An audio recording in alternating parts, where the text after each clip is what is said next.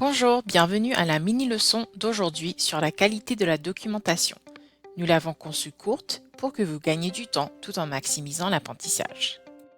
Notre leçon sur la qualité de la documentation est guidée par la question: quel est votre objectif pour la documentation numérique? Comprendre pourquoi vous documentez l'apprentissage est fondamental. Est-ce pour présenter? Est-ce pour réfléchir? Si oui, est-ce pour le processus ou pour le produit final? Ou bien, l'objectif derrière la documentation de l'apprentissage est-il de développer des compétences? Tant de compétences sont perfectionnées, comme vous le savez. La communication écrite et visuelle, la métacognition et la citoyenneté numérique ne sont donc que la partie émergée de l'iceberg. Peut-être que votre objectif est d'engager des élèves et des familles dans un environnement numérique. Tous ces éléments détermineront ce que vous et vos élèves publierez dans votre classe Espace Édu. Avant de me lancer dans mon compte de démonstration Espace Édu, je veux faire le lien entre le pourquoi et le comment. Le pourquoi est votre objectif de documenter numériquement l'apprentissage et le comment est de perfectionner nos compétences avec l'utilisation d'Espace Édu. Le comment d'aujourd'hui abordera deux types d'espaces, c'est-à-dire l'espace de classe et l'espace en 1-1, ainsi que leurs paramètres de visibilité, et nous verrons également comment créer une publication. Bienvenue dans ma classe de démonstration. Je suis dans mon compte enseignant. Chaque classe a un espace de classe qui est créé automatiquement. En gardant à l'esprit la question « Quels sont vos objectifs pour la documentation ?», plongeons et examinons quelques publications ensemble. L'espace de classe est un environnement d'apprentissage interactif pour tous les élèves et les membres de la famille invitée. Ceci est une publication de ma part, l'enseignante.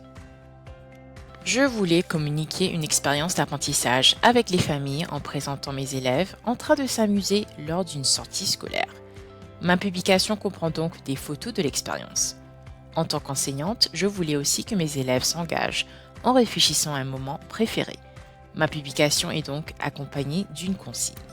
Les commentaires peuvent être écrits et comprendre des éléments multimédia. Ceci est une publication d'un élève. Au cours d'une leçon d'écriture créative, les élèves ont écrit leur propre récit. Pour un développement accru des compétences, j'évalue les élèves sur leurs compétences en communication orale. Espace Édu est donc l'endroit idéal pour enregistrer leur narration afin de capter et de présenter les histoires et de décrire leur apprentissage dans une description. J'aurais pu simplement demander aux élèves de partager leurs histoires dans un espace 1-1, mais j'ai voulu qu'ils les partagent avec leurs camarades de classe afin de célébrer leur apprentissage et d'encourager les rétroactions des pairs.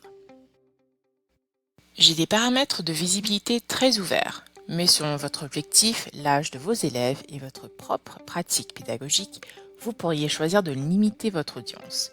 Cela peut être fait à la fois pour les élèves et les familles. Gardez à l'esprit que ces ajustements à ces paramètres peuvent être faits au fil du temps pour refléter la croissance en maturité, en confiance et le développement général de l'espace de classe.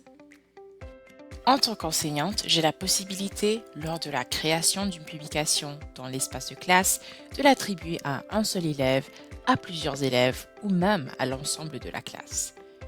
Lorsque l'attribution est faite à un groupe d'élèves ou à tous, ils partagent la même publication, y compris l'historique des commentaires et des réactions comme les emojis. Je suis de retour dans l'onglet principal Espace.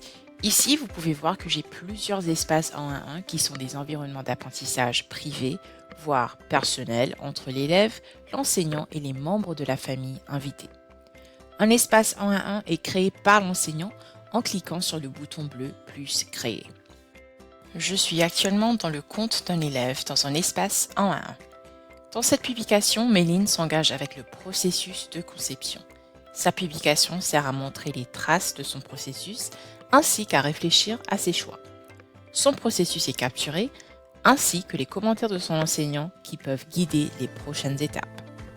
Plus haut dans une autre publication, nous pouvons voir une présentation du produit final qui comprend divers médias.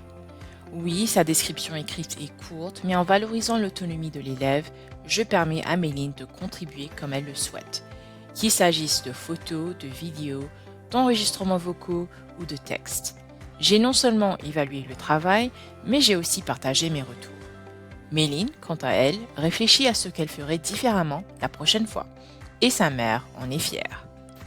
Comparativement, en tant qu'enseignante, j'ai accès à tous les élèves associés à l'espace 1 à 1 que j'ai créé.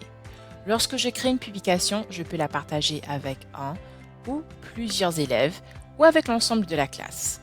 Contrairement à l'espace de classe, chaque élève reçoit sa propre copie de la publication. Qu'elle soit créée par l'élève ou par l'enseignant au nom de l'élève, le contenu de la publication vise principalement à documenter l'apprentissage. Pour ce faire, l'utilisation de différents types de médias est un excellent moyen de saisir des preuves d'apprentissage. La description et la réflexion peuvent être basées sur les médias ou rédigées. Et l'apprentissage peut se poursuivre même après la publication initiale grâce à des commentaires réflexifs. Pour conclure cette mini-leçon sur la documentation numérique, souvenez-vous qu'il n'est pas nécessaire de tout documenter dans l'espace édu.